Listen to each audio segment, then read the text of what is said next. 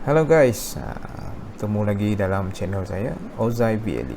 Okey, hari ni kita buat satu video berkaitan dengan perkahwinan inbreeding. Inbreeding, ada orang cakap perkahwinan sesama sedara. Kiranya adik-beradik lah. Perkahwinan adik-beradik. Okey. So itu secara orang cakap secara ringkasnya lah perkahwinan adik-beradik. Okey, kita terus masuk ke topik kita lah, apa tu inbreeding. Okey, kebiasaannya perkahwinan inbreeding ni adalah untuk kita mendapatkan satu genetik yang stabil. Okey, satu genetik yang stabil, keturunan ikan yang kita maulah. Maksudnya kalau kita mau orang cakap ini saya ambil contoh lah untuk ikan saya lah. So Nemo Fancy contoh. Okey. So untuk mendapatkan genetik yang stabil, kita perlu perkahwinan inbreeding tu sehingga ke generasi yang keempat. Okey, untuk sampai ke F4 akan melalui satu proses yang panjang lah. Bayangkan daripada P pergi ke F1. Okey, F1 lebih kurang 5 bulan ataupun 6 bulan. Okey, F1 pergi ke F2 lebih kurang 5 ke 6 bulan juga. So daripada F2 ke F3 pun lebih kurang 5 ke 6 bulan. So F3 pergi ke F4 lebih kurang 6 bulan, 5 ke 6 bulan lah. Okey, so untuk mendapatkan F4 kita memerlukan selama 2 tahun. Okey, selama 2 tahun untuk mendapatkan satu genetik yang stabil. Okey, so dia makan masa yang panjang lah. Belum tu saya akan terangkan lah apa tu P, apa tu F1, F2, F3 dan F4 lah. Okey. Okey, apa tu P? Apa tu F? 1, 2 dan 3 serta 4. Okey, P. Kita pergi P dulu. So P ni adalah parental ataupun indukan, sama ada jantan ataupun betina. Okey, dia panggil parental. Okey, F1. Okey, 1 ni adalah kita kod lah generasi yang pertama, generasi kedua, generasi ketiga. Okey, F ni adalah filial ataupun anak, ataupun juga keturunan daripada generasi ke generasi. Okey, seterusnya kita masuk kepada sifat. Sifat-sifat sama ada indukan ataupun anak ikan selepas ni lah. Okey, sifat-sifat ni dia ada dua. Okey, yang dibawa turun oleh genetik. Okey, iaitu satu adalah fenotip dan juga yang kedua adalah genotip. Okey, fenotip tu apa? Fenotip tu adalah satu genetik ataupun sifat yang turun daripada indukan kepada anak ikan yang kita boleh tengok. Itu sifat ataupun genetik daripada fenotip tu tadi. So yang kita boleh tengok lah, contohnya seperti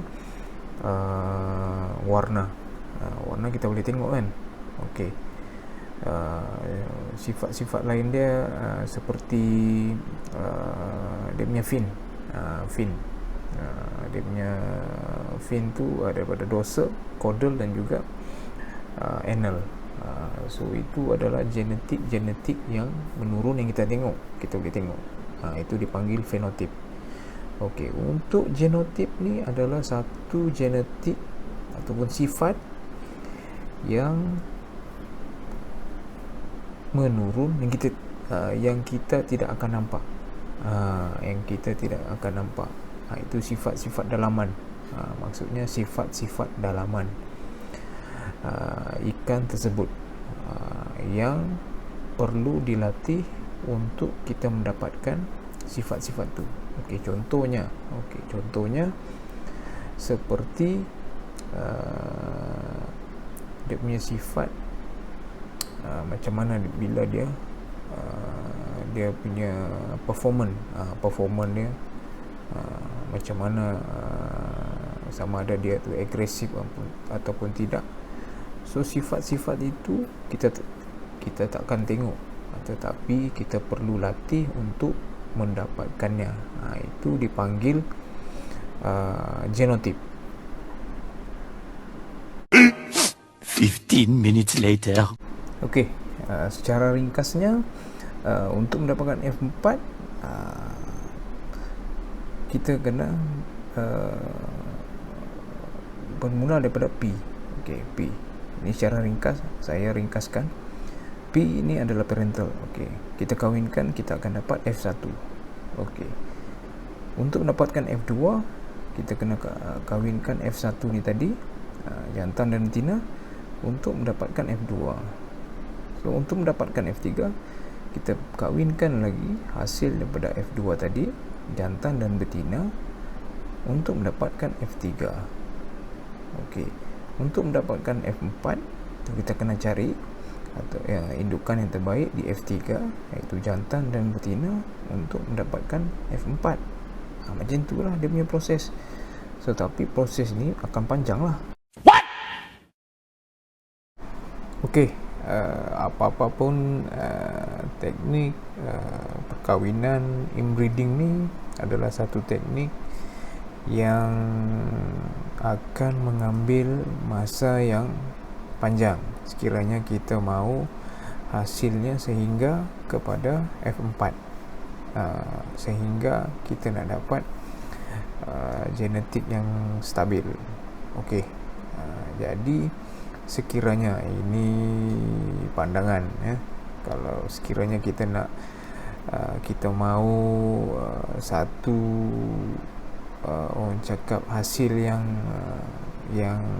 cepat,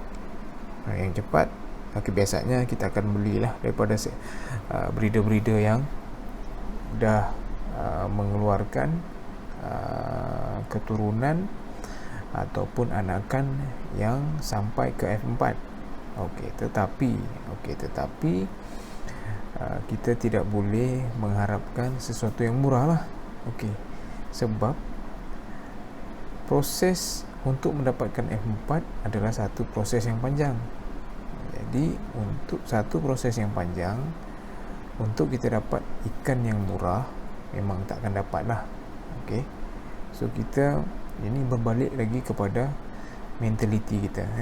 So kita punya basic mentality mudah je.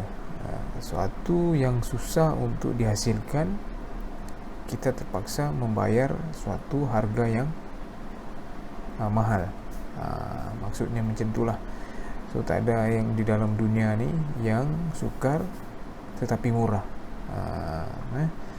So satu itu yang pertama. Yang kedua, kita kena menghargai jasa-jasa breeder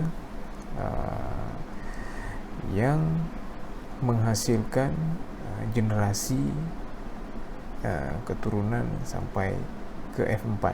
Itu sekiranya kita mahu short term punya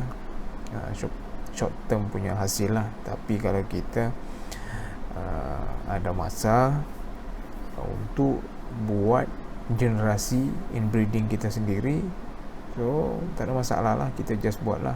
Tapi macam saya cakap tadi, setiap generasi ke generasi itu akan mengambil masa lebih kurang 2 tahun, paling kurang 2 tahun, paling kurang. dan paling lewatnya 2 tahun ke atas lah.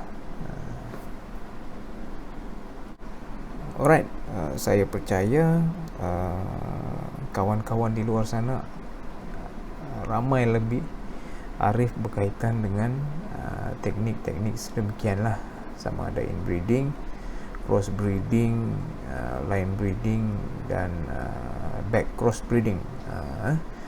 Tetapi apa yang saya sampaikan di sini adalah sebagai satu perkongsian, perkongsian sama-sama kita belajar. Okey, yang mana yang baik kita ambil, yang mana salah penyampaian so kita tepikan. Okey, tetapi di sini hanyalah sekadar perkongsian. Okey, saya percaya kita boleh orang cakap berbeza pandangan, tetapi maklumat kita tetap sama. Okey, maklumat kita tetap sama, iaitu untuk memajukan lebih lagi kita punya industri ikan laga di Malaysia. Okey, kalau kita tengok di negara-negara, cakap negara-negara jiran lah, negara-negara jiran kita macam Indonesia, macam Thailand, so diorang lebih berkembang, cepat berkembang. So di dalam Malaysia ni kemungkinan ramai, tetapi semuanya macam silent lah, cakap silent. So dalam masa yang sama kita mau menggalakkan lah, menggalakkan industri ikan laga di Malaysia ni akan sentiasa maju. Okey, akan sentiasa maju setaraf dengan orang cakap negara-negara lain lah, negara-negara jiran kita seperti Indonesia dan juga Thailand. Okey kawan-kawan, mungkin sampai sini saja dulu video kali ini. So kemungkinan kita akan jumpa lagi di next video dengan perkongsian yang lain. So sampai kita jumpa lagi. Okey, jangan lupa untuk like, share, komen yang bernas untuk kita berkongsikan. So jangan lupa juga untuk subscribe channel saya. Okey, jumpa lagi di next video. See ya.